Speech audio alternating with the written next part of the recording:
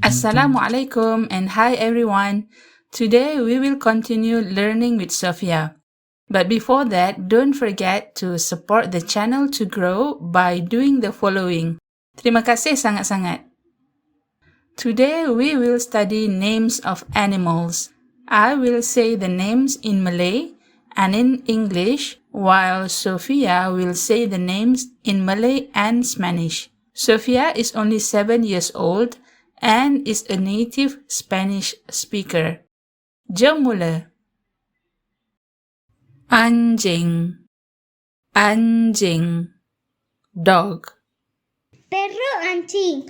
Otra vez. Perro anjing. Kucing, kucing, cat. Gato, kucing. Arnab, arnab, rabbit. Conejo arnab. Kuda, kuda, horse. Caballo, kuda. Panda, panda, panda. Panda, panda. Harimau, harimau, tiger.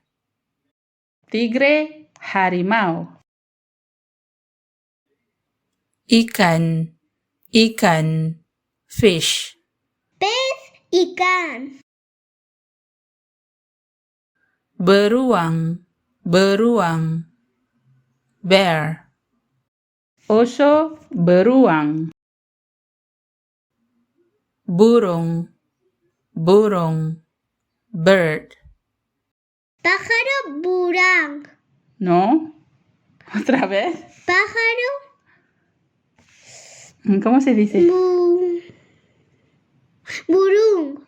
Burung, ¿ok? Zirafah, zirafah, giraffe. ¿Eso qué es? Jirafa, zirafa. Jerung, jerung, shark. Tiburón jerung. ¿Cómo se dice tiburón? Tiburón jerung. Sofía, esta no es Jerung. español. Otra vez. Tiburón jerung. Lembu, lembu, cow. Vaca, lembu. Unta, unta, camel. Camello unta. Kambing, kambing, goat. Cabra, kambing. Monyet, monyet, monkey. Mono monyet. Otra vez. Monyet. Muy bien. Kambing, biri, biri. Kambing, biri, biri. Sheep. Oveja, biri, biri. Lebah, lebah, bee. Abeja lebah. Serigala, serigala, wolf. Lobo, serigala. Ula, ula, snake. Serpiente, ular. Ayam Belanda, ayam Belanda, turkey. Pavo ayam Belanda. Katak, katak, frog. Rana, katak. Musang, musang, fox. Zorro musang.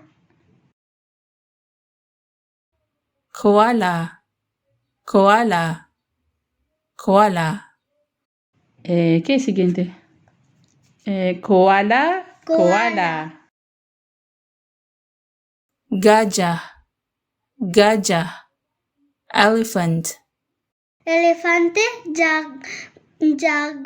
Gajah. Otra vez. Elefante. Elefante gajah. Muy bien. Ayam jantan. Ayam jantan.